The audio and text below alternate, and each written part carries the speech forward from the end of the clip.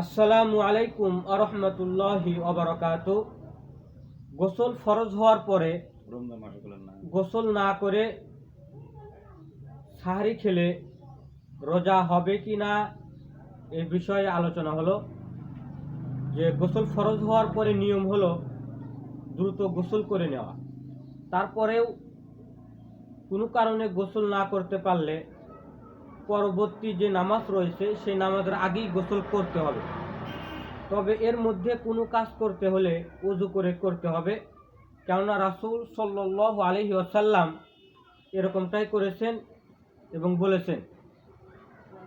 সুতরাং কোনো ভাই যদি কোনো কারণে গোসল ফরজ হওয়ার পরে গোসল না করে সাহরি খায় তাহলে তার রোজা হয়ে যাবে, রোজার কোনো সমস্যা হবে না, রোজা পরিপূর্ণ আদায় হয়ে যাবে।